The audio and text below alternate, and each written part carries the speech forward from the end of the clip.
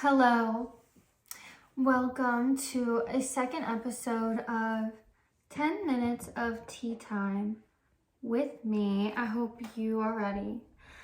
If you've never been to my channel, I'm Miranda. I'm a holistic nutritionist, fruit lover, vegan. I'm an enthusiast of overall health. And this episode really would have helped me back in the day when I was extremely worried and stressed about everything all the time. And my cat is scratching this scratching post. So that's maybe what you heard.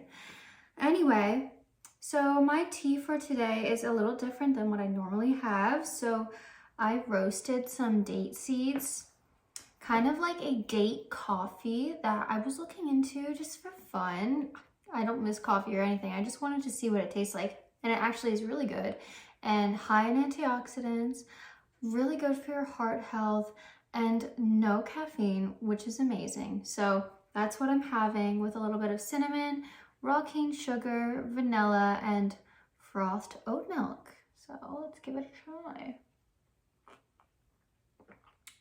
Very delicious and warm. So the topic for today, hence the title, is how to live more in the present. And this would have helped me a lot when I was struggling with a lot of my worries, a lot of everything else in my life that I feel like I just try to control things. And I feel like I still do sometimes. It's just human nature. So one of the ways you can start to be more present is to journal. And I know I talk about this a lot, but it comes up a lot because it's very important to me and my healing journey. Mindset, with my diet, with my spiritual faith, with everything. This is very crucial, and it's kind of like I do a gratitude journal because gratitude is so important in living in the present and being grateful for what you have. And I do a stream of consciousness too, which is basically just you going on about what you're thinking about. Sometimes just getting it out of your system, that mind-hand connection, it's really just getting it out and releasing it from your body. And it's very powerful in living in the present and just trying to oh, this is what I'm thinking about. This is what's on my mind. And it's okay to be thinking these things. And I also do a letter to God, kind of like a prayer that I just thank God for a lot of things. And I'm just trying to really ground myself in the present moment and be grateful. So journal is huge. So the second, very still important, all of these are important, is to create and express.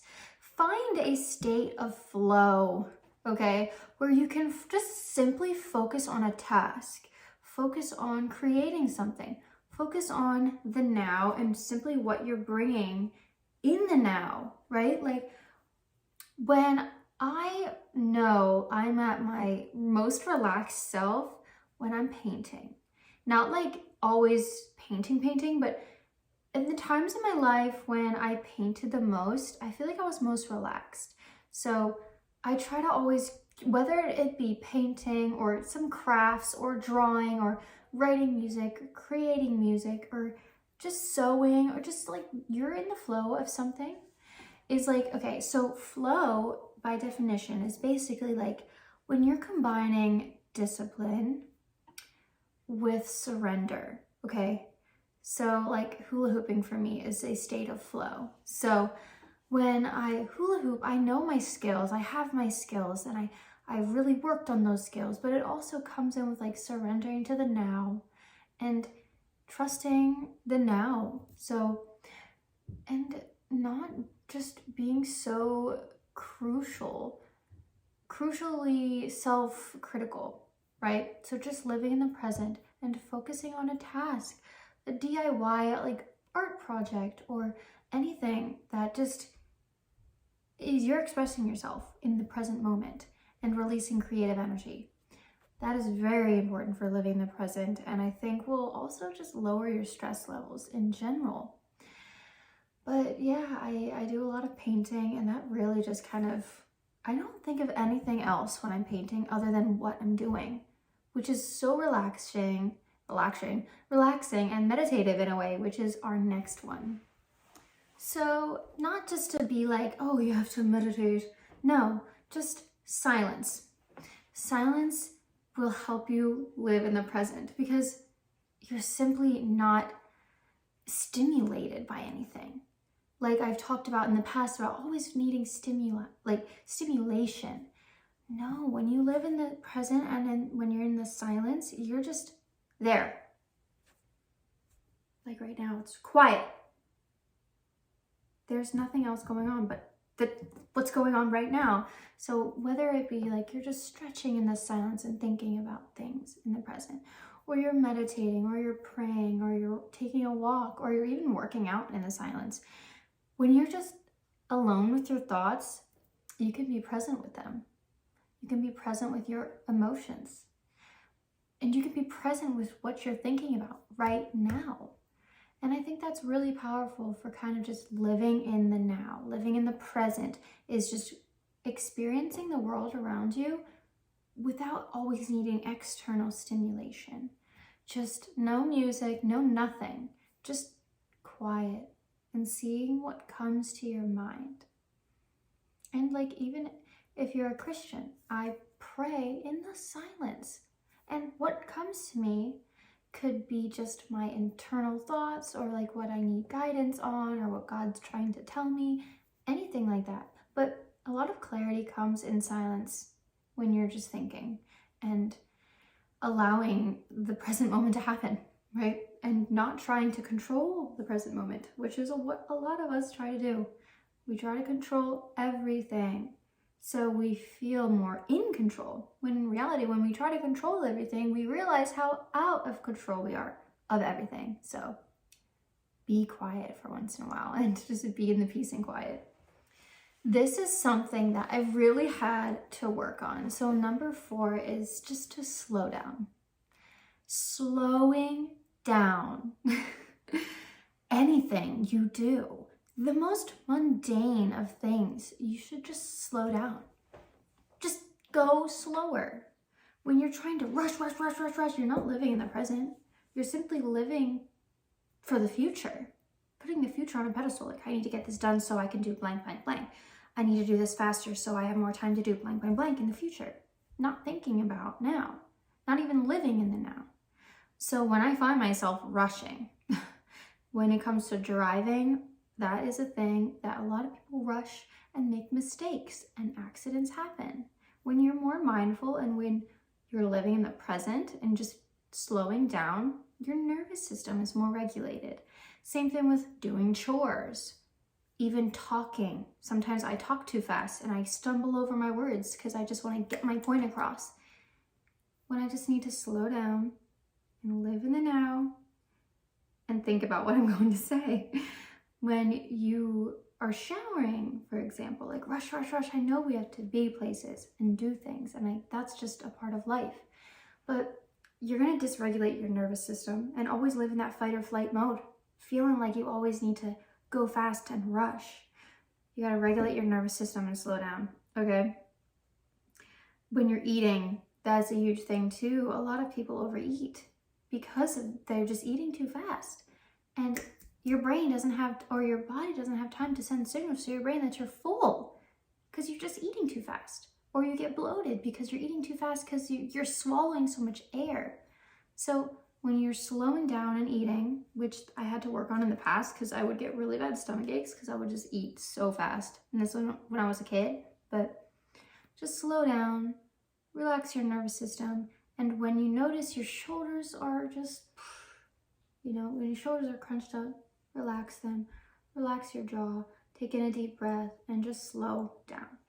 So this last one is something I try to practice every single day, which all of these things I try to practice every day, but you know how it is. But this in particular, I have a routine. So routines are very powerful too, but that's not like the number 5. Number 5 is engaging your senses, living in the present, and simply living in the physical present. So focusing on a smell, a taste, a sound, a sight, and a touch. So your 5 senses. So right now you can see 2 of the things. So sight would be this candle, just kind of looking at the candle and observing the flame. Fire is an event. It's not a thing. It's something that's going on right now. which is a really cool concept to me. And then like a smell would be the candle, or I would do essential oils. So I have something like different to focus on too. So like diffusing essential oils, right? So that's another one. So we have sight, then we have smell, then we have taste, which is my tea, which is delicious. And then normally I would have some sort of sound, because sound is like, ooh, it's very present, right? It's only going on right now. It's the sound. The music is like art, but for time, right? To decorate time. I saw this cool thing. It was like, paintings are to decorate space, but music is to decorate time, which I thought was really cool, that kind of quote. So I listened to like some relaxing piano or relaxing guitar, just kind of focusing on right now and like what I'm listening to. And then, right, and then touch, the last one, whether it be like a nice lotion or like a massage oil, like something that is nice to touch, or like a fuzzy blanket or something like that, that stimulates the senses, but in a way that makes you forced to live in the present, to focus on these certain things. So having a routine to do that every single day will definitely help you like become less stressed, living more in the present, and not always trying to like look in the past or think of the future. No, we're just living in the present, because this is literally all we have. The past is gone. The future's out of our hands. So all we can do is do our best right now, right? And make routines for us to thrive, because most of the time we thrive in routines. So like make a smoothie every day, or go on a walk every day, or go to the gym every day, or journal every night. It's like something that keeps you grounded for the day and kind of focuses right now, right now. And one other thing is, focusing on the present does not mean ignoring goals or ignoring things that you have to be doing. It's just acknowledging that you living in the present now takes the stress away from you. Like, you worrying now is simply not going to change what's happening later. I saw a cool quote. It was like, worry is like a rocking chair. It gives you something to do, but it gets you nowhere. I loved it. So I hope this video helped you out living more in the present, and please comment down below if you have any questions or you want me to elaborate on one of these. I would be absolutely happy to just make another tea time, because I don't feel like 10 minutes of tea time is enough. I feel like I need 20 minutes for every video. But thank you for watching, and make sure to look at those links down below if you want to start a fruit-based abundant lifestyle. Start living more in the present, okay? Do some journaling, eat some fruit, touch some grass, okay?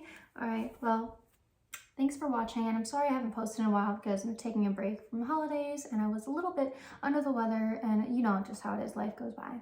And I'm grateful to be here right now, living in the present with you. So have a blessed one, and wherever you are, whatever you're doing, do it with love, do it with gratitude, and I hope to see you in my next video.